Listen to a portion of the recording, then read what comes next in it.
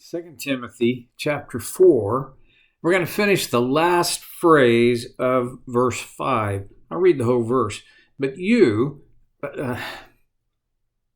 now he's writing directly to Timothy. I mean, this is addressed to Timothy in what I see as a personal encouragement. I don't know what well, it's almost a command. But anyway, it applies to us, but in a secondary sense. But you keep your head in all situations, endure hardship, do the work of an evangelist, discharge all the duties of your ministry. I've said it, gosh, I don't know how many times, just in the last several installments here. But man, if I ever had the chance to talk to young ministers or young men and women who were making their step into ministry at the beginning, I would say this would be my text. Both 1st and 2nd Timothy, in my opinion, should be required study, not just reading, but study for everybody who's going into some form of formalized, designated, ordained ministry. Now, everybody, after I've said that, I have to also say, the Apostle Peter makes it clear, every believer is a minister in the sense that all followers of Jesus are priests. We are a kingdom of priests. So, okay, back to that last phrase, discharge all the duties of your ministry. Well, duty is a word that kind of has a little bit of a bad rap. Duty, but for crying out loud, if you're just doing it out of duty, as though doing it out of duty is a negative thing. It's not. There are times when doing it because it's my duty is the most faithful of stewardship. What do you think about it? If I'm only going to do it when I feel like it, do you really want to entrust me with the far-reaching possibilities of ministry? Let's think about a business. You hire a person. They seem to be qualified, in terms of their skill and ability and so forth. But they only work when they feel motivated to. When they don't feel motivated to, they just don't. Great hire. No. Well, that doesn't work in ministry either. There are things in ministry. You don't have to have been in this formalized church, paid or staff level, whatever term we're going to use, ministry to know this. You just have to observe and pay attention. There are things in ministry that are duties. Not everything about ministry is wonderful. Not at all. The privilege of doing ministry is wonderful, but there are duties. Okay, I can get all worked up about this, and I don't need to. I just need to say there are duties. I will go this far, though. If you have any voice into the leadership of the church that you're a part of, I would suggest one of the things to say is make the duties of the minister, whatever minister on whatever level, however your church is organized, make the ministry, the duties of the ministry clear. That one of the most frustrating experiences in my life was having a job description and then never being evaluated on the basis of the job description. That was more difficult than when I didn't even have a job description. In both cases, I had to kind of invent or come up with somehow a criteria for knowing what the duties of this ministry are. That's pretty unfair. I don't think Timothy had a job description. I don't think he had any formal performance reviews. That's pretty modern kind of stuff. But I do know every minister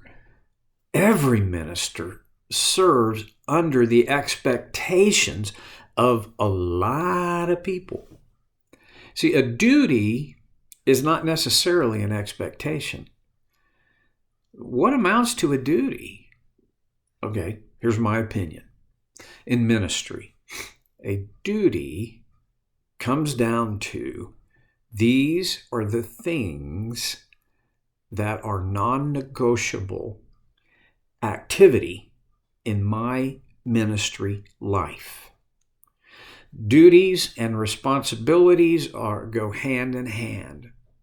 I'm not even sure where the declension is between the two, but duties, every job has duties, and not every duty is happy. Paul says, discharge all the duties of your ministry. Well, how do I discharge them? Now, here's an interesting thing. Paul doesn't say happily, cheerfully, gratefully discharge all the duties of your ministry. He says discharge them. Okay, there are some unpleasant duties of ministry that you just do. Sometimes you grit your teeth, you gird your loins, and you move on through it. You do it. You execute it. You discharge the duty. Now let's think about those of us who are not in that kind of designated paid staff level. This very much depends on the organization of the individual congregation, but you know what I'm talking about when I say minister of that sort. The rest of us, what's that? Well, I don't know. Does it even apply? Well, yeah, it does. Here's the thing. All of us, every follower of Jesus, encumbers themselves, whether we realize it or not, with duties. There are things that we simply must do in order to fulfill the role, and if I can use this word, destiny, that God has given us. There are duties that every Christian has some form of duty in relationship to God. Is our relationship built on duty? No. My relationship to my wife, Debbie, is not built on duty. It's built on love, on affection and commitment. And because of that, there are duties involved in me loving Debbie well. I don't execute on these. I don't discharge these duties in order for her to love me. I discharge these duties in order to express my love to her. That's the way it's supposed to be for Christians, for every follower of Jesus. We discharge the duties of this relationship not to get God's favor, but because of his favor. What are the duties? Well, here's some homework for you. Think well, deeply, and clearly about that question. What are my duties as a follower of Jesus? Now,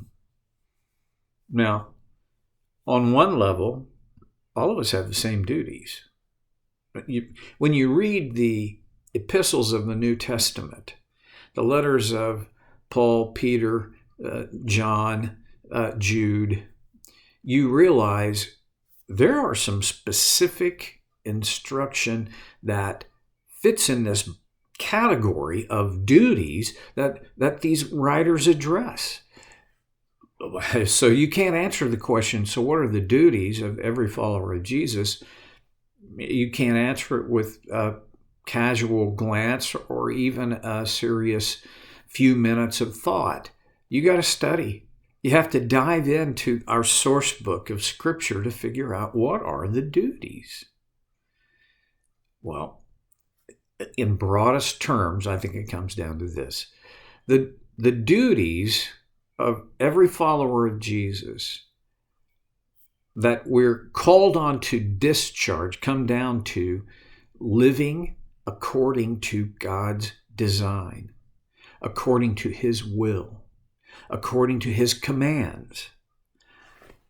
This, for Americans, kind of grates on us most of the time. We don't like to be told what to do. We are, and I'm talking for myself, I'm much more comfortable with the idea of here are some really good guidelines than I am with here are God's commands.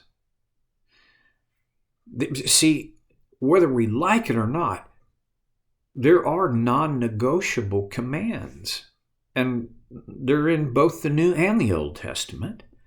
And a lot of people say, well, all that Old Testament stuff, well, we're past that. I mean, didn't Jesus die to fulfill all that? Yes, He did. Now, it would be naive and dishonest to say that when you come back to the most basic of the commands in the Old Testament, the 10 Commandments, that they no longer apply. Well, yeah, they do. The one that most of the time we take shots at that no longer applies is remember the Sabbath and keep it holy, or to keep it holy, or by keeping it holy. And yet, the command to designate a day of rest and reflection, you think that's no longer valid? Okay, move forward, Steve. Sorry. And in the New Testament, there are lots of commands.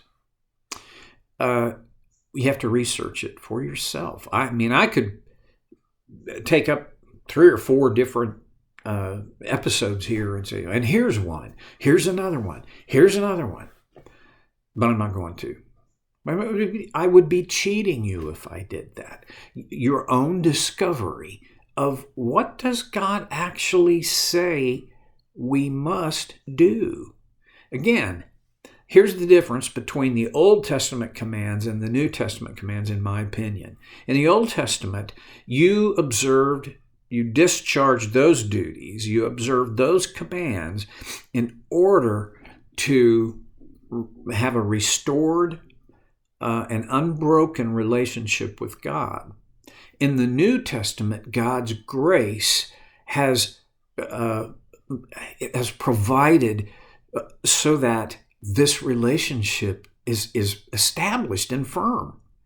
And because of that, we discharge the duties. We obey the commands. We live within God's design, not in order to make God happy, not in order to get God's favor, not in order to get God to do stuff for us.